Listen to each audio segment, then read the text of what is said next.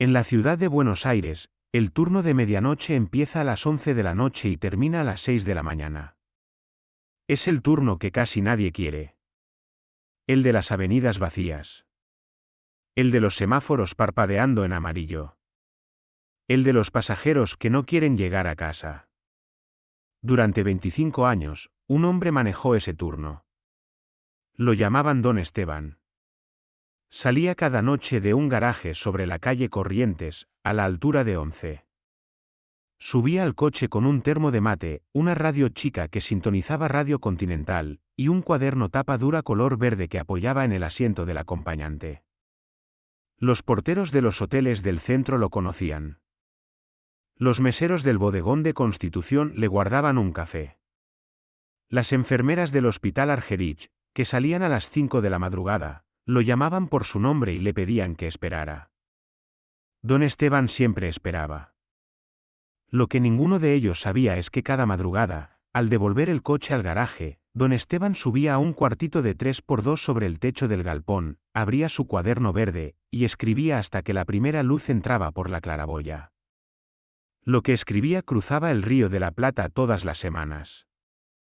Y se publicaba, sin que nadie en Buenos Aires lo supiera, en la columna más leída de un diario de Montevideo. Cuando Don Esteban murió en julio de 2023, a los 78 años, el dueño del garaje pensó que había muerto un taxista solitario.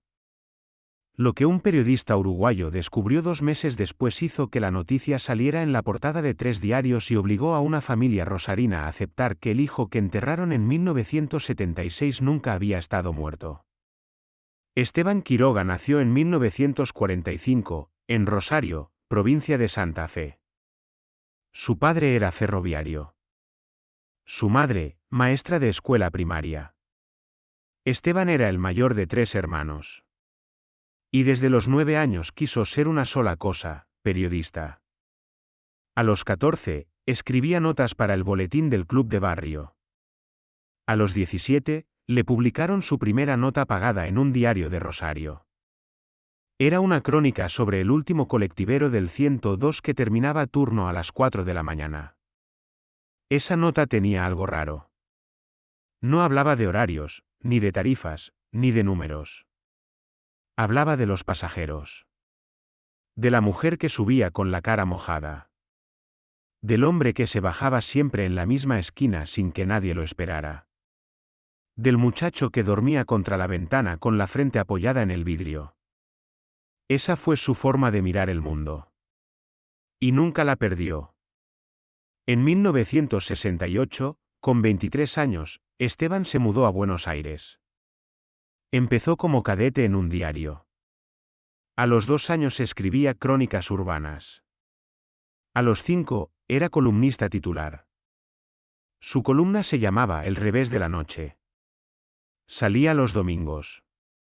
Y en los círculos del periodismo porteño se decía que Esteban Quiroga escribía como hablaban los pasajeros del último colectivo. En marzo de 1976, Esteban tenía 31 años. Tenía una mujer, María Luisa, que estaba embarazada de 5 meses. Tenía un departamento alquilado en Almagro. Tenía un futuro entero por delante.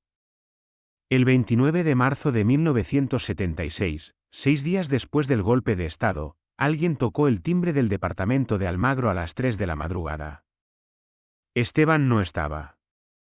Esa noche había salido a cubrir una nota en San Telmo y se había quedado dormido en la casa de un colega.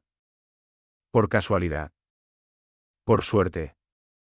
Por un milagro que no entendió hasta 10 años después. Cuando volvió a la mañana siguiente, María Luisa había desaparecido. El departamento estaba vacío. La cuna que habían comprado para el bebé estaba volcada. Los vecinos no quisieron abrir la puerta. Esteban Quiroga no fue a hacer la denuncia. Sabía cómo terminaban las denuncias en marzo de 1976. Salió de Almagro caminando. Se subió al primer colectivo que pasó. Bajó en una avenida que no recordaba.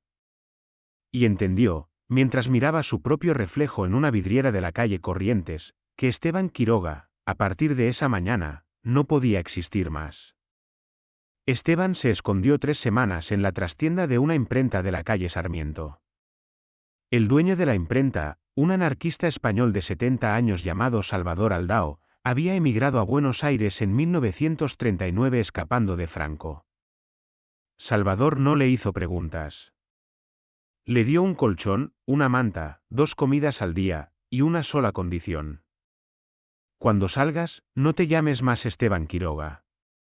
A las 3 semanas, Salvador le entregó la libreta de enrolamiento de su sobrino, muerto a los 6 años en un accidente en el puerto de Rosario en 1952. Se llamaba Esteban Aldao. Tenía la misma edad, la misma estatura, y un nombre que no figuraba en ninguna lista de buscados. Esteban Quiroga murió, oficialmente, esa tarde. Esteban Aldao salió a buscar trabajo al día siguiente. Lo único que le pidió el dueño del garaje de Once, cuando le tomó la prueba de manejo, fue que llegara puntual y que no hablara de política con los pasajeros. Esteban aceptó las 2 cosas. Empezó a manejar el turno de medianoche el 8 de mayo de 1976. Iba a manejar 25 años seguidos. Durante los primeros 2 años, Esteban no escribió una sola línea. No por falta de tiempo. Por miedo. Tenía miedo de su propia letra. De que su forma de armar una frase lo delatara. De que un viejo conocido del diario reconociera su prosa. Pero los pasajeros del turno de medianoche le seguían dejando, en el asiento de atrás, las mismas historias que él había aprendido a escuchar desde los 17 años en Rosario. La mujer que volvía del velorio del marido y le pedía que la pasara 2 veces por la puerta del cementerio antes de llevarla a casa. El médico que salía de una guardia de 12 horas en el hospital italiano y le contaba, con la voz quebrada, el nombre del paciente que se le había muerto esa noche. El muchacho de 19 años que se había escapado de Tucumán y solo tenía una dirección anotada en un papel. El portero de un teatro que le contaba que actor lloraba siempre antes de salir a escena. Esteban escuchaba. Y guardaba. En 1978, 2 años después de empezar a manejar, abrió por primera vez el cuaderno verde tapa dura. Escribió la primera frase con miedo. La segunda con menos miedo. La tercera con la mano firme. A la 5ª página, supo que la prosa había vuelto. Pero no podía publicar en Buenos Aires. Una madrugada de 1979, en la barra de un café de la calle México, Esteban se sentó al lado de un hombre que estaba leyendo un diario uruguayo. El diario se llamaba El País, de Montevideo. Los dos se pusieron a hablar. El hombre era un periodista uruguayo que cruzaba todas las semanas en el vapor de la Carrera para ver a su madre. Esteban no le dijo que era periodista. Le dijo que era taxista. Le dijo que escribía un cuaderno con historias de pasajeros.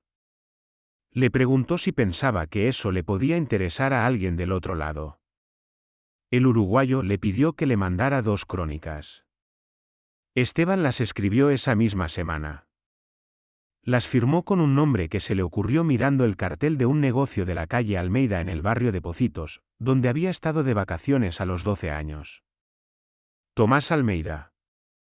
Las crónicas se publicaron en El País de Montevideo el 7 de octubre de 1979. Ocupaban media página. Se titulaban Las luces de la otra orilla. Durante los siguientes 22 años, Tomás Almeida publicó una columna semanal en El País de Montevideo. 1144 columnas. Cada una contaba una historia distinta. La de un pasajero. La de una mujer en una parada. La de un cobrador de quiniela que había dejado de jugar el día que ganó por primera vez. Las columnas tenían lectores en los 2 lados del río. En Montevideo, Las luces de la otra orilla se convirtió en lectura obligada del desayuno dominical. Los uruguayos hablaban de Tomás Almeida en las panaderías de la Rambla. En Buenos Aires, los argentinos que leían el diario uruguayo, periodistas exiliados, intelectuales, gente que cruzaba, intentaron durante años descubrir quién era Tomás Almeida. La revista Crisis, reaparecida en Democracia, dedicó una nota completa al misterio en 1986. Nunca lo encontraron. Tomás Almeida no daba entrevistas. No aceptaba premios. No mandaba foto. Solo mandaba crónicas. En 1992, una editorial de Montevideo publicó la primera recopilación, Las luces de la otra orilla. Crónicas porteñas de Tomás Almeida. Vendió 40.000 ejemplares en Uruguay. Otros 60.000 cruzaron a Argentina.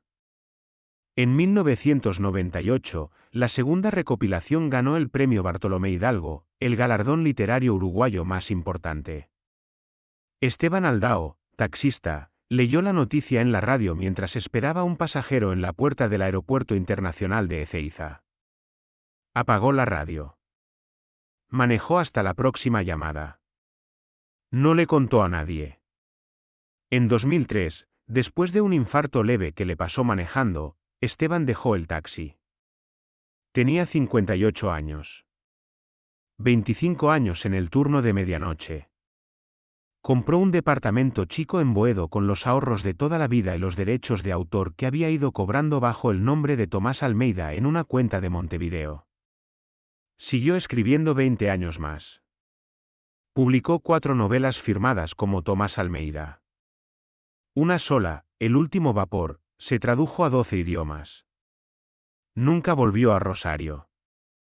Nunca buscó a su madre, que vivió hasta el año 2005 sin saber que su hijo no había muerto en el 76. Nunca buscó al hijo o la hija que María Luisa estaba esperando, y que figuraba en los archivos de abuelas de Plaza de Mayo desde 1980 con número de búsqueda y fotografía de los abuelos. Esteban no buscó. No por falta de amor. Por miedo a que su aparición destruyera vidas que se habían construido sin él. El 14 de julio de 2023, una vecina del segundo piso del edificio de Boedo llamó al encargado. Don Esteban llevaba 5 días sin bajar a comprar el diario. Cuando entraron al departamento, lo encontraron sentado en la mesa de la cocina, frente al cuaderno verde abierto, con un mate frío al lado. Había muerto escribiendo. La última frase del cuaderno decía: el que mira por el espejo retrovisor termina aprendiendo a vivir mirando hacia atrás. Sobre la mesa había un sobre cerrado. El sobre tenía una sola palabra escrita, después. El encargado lo entregó al abogado que figuraba en los papeles. El abogado abrió el sobre. Adentro había una carta de 3 páginas, escrita a mano, dirigida a un periodista de Montevideo llamado Federico Espinosa. Federico Espinosa fue el segundo editor de Tomás Almeida en El País desde 1995. Nunca había visto a Tomás Almeida en persona. Tampoco el primero, Andrés Galarza, lo había visto. Toda la correspondencia de 25 años fue por correo postal. Cartas a mano. Cheques enviados por el diario a una casilla de correos de Montevideo que un abogado uruguayo iba a vaciar 2 veces al mes. La carta que Esteban dejó decía: Federico, si estás leyendo esto, ya morí. Te pido 3 cosas. La primera, que publiques estas 3 páginas tal cual. La segunda, que cuando lo hagas, uses mi nombre real. La tercera, que ayudes a una mujer llamada María Luisa Vergara, mi compañera en marzo del 76, que quizá viva todavía, a entender que no la abandoné. Que solo aprendí a escribir desde el espejo retrovisor. Firmado, Esteban Quiroga. Federico Espinosa cruzó a Buenos Aires en avión esa misma semana. Lo que hizo en los siguientes 20 días reescribió un capítulo entero del periodismo del Río de la Plata. Encontró el departamento de Boedo. Entró. Encontró las cajas. Esteban Quiroga había guardado, durante 47 años, los borradores manuscritos de cada una de las 1144 columnas. Había guardado los recibos de envío del vapor de la carrera de los primeros años, cuando llevaba personalmente las crónicas hasta el puerto de Buenos Aires. Había guardado las cartas de Salvador Aldao, el anarquista español que le había salvado la vida. Y había guardado un sobre lacrado con una foto. Era una foto de María Luisa Vergara, embarazada, parada delante de un parque en Almagro. Tenía una fecha al dorso, febrero de 1976. Federico publicó la carta en El País de Montevideo el 7 de agosto de 2023. El titular fue: Tomás Almeida tenía otro nombre. Y vivió escondido 47 años. Al día siguiente, la noticia salió en portada de Clarín, La Nación y Página 12 en Argentina. Y 2 días después, una mujer de 72 años llamó a la redacción del diario uruguayo desde una pensión de Plaza Italia. Se llamaba María Luisa Vergara. Había sobrevivido. Había sido liberada en 1978. Había perdido al bebé en cautiverio en mayo de 1976. Llevaba 47 años creyendo que Esteban había muerto la misma noche que se la llevaron. María Luisa pidió ir al departamento de Boedo. Pidió leer el cuaderno verde. Y pidió un solo objeto de Esteban, la foto que había encontrado Federico. Esteban Quiroga, según su testamento, había acumulado durante 47 años derechos de autor por valor de $1.300.000. Nunca había tocado ese dinero más allá de lo necesario para vivir con extrema modestia. Su testamento, redactado 3 años antes de morir, repartía el dinero así: $500.000 para abuelas de Plaza de Mayo, destinados específicamente a la búsqueda de nietos nacidos en cautiverio entre 1976 y 1979. $400.000 para crear una beca permanente para periodistas argentinos jóvenes que quisieran escribir desde la calle, sin pasar por las redacciones tradicionales. La beca se llama hoy Beca Tomás Almeida. $200.000 para la Biblioteca Pública de Rosario, su ciudad natal, destinados a una colección permanente de crónicas urbanas latinoamericanas en español. Y $200.000 para María Luisa Vergara, si todavía existe en el mundo y si quiere aceptarlos. María Luisa los aceptó. Los donó íntegros al mismo programa de abuelas. En el garaje de 11, sobre la calle Corrientes, los taxistas del turno de noche armaron una placa de bronce. La pusieron en la pared del cuartito de 3x2 donde Esteban había escrito, durante 25 años, todas sus crónicas. La placa dice: Esteban Quiroga /diagonal Tomás Almeida. Manejó este coche 25 años. Escribió esta ciudad 47. 1945 a 2023. El cuartito sigue cerrado. La cooperativa del garaje decidió no usarlo más. Le llaman, sin solemnidad, el escritorio de arriba. Algunos de los pasajeros que aparecieron como personajes en las columnas de Las luces de la otra orilla, todavía viven y descubrieron, leyendo la noticia, que sus historias habían sido leídas durante décadas en otro país. Una de ellas, una mujer llamada Beatriz Salgado, declaró a un programa de radio: Yo le conté mi historia a un taxista una madrugada de 1987. Le conté que el hombre que más quise se había muerto en una pileta. El taxista me escuchó. No me dio consejos. Me dejó en mi casa y no me cobró. 40 años después leí esa misma historia, palabra por palabra, en un diario uruguayo. Y entonces entendí que ese taxista me había escuchado más que ningún psicólogo. Esteban Quiroga no se escondió porque tuviera miedo de los lectores. Se escondió porque entendió algo que muy pocos periodistas entienden: que las historias de la calle no se cuentan bien desde un escritorio de redacción. Se cuentan desde el asiento del conductor, mirando los faros de los coches que vienen de frente, mientras alguien que nunca te dirá su apellido te cuenta lo que no le ha contado a nadie. Esteban tampoco se escondió de los suyos por crueldad. Se escondió porque, una vez perdida la vida que tenía, supo que volver iba a destruir las vidas que se habían construido sobre la versión equivocada de su historia. Eligió esperar. Y eligió escribir, durante 47 años, para que cuando el silencio se rompiera, lo rompiera la obra y no el ruido. Hay una pregunta que Esteban Quiroga se hizo cada noche durante 25 años, manejando por las avenidas vacías de Buenos Aires. ¿Cuántas veces hace falta morir para que las cosas que tenías que decir, finalmente las puedas decir?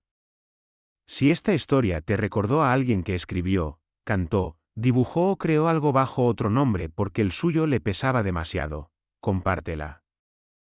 La semana que viene, la historia de un hombre que cuidó solo un faro durante 35 años en la costa sur de Chile. Lo que anotó cada amanecer terminó cambiando lo que la ciencia chilena sabía sobre el Pacífico Austral. Nos vemos ahí.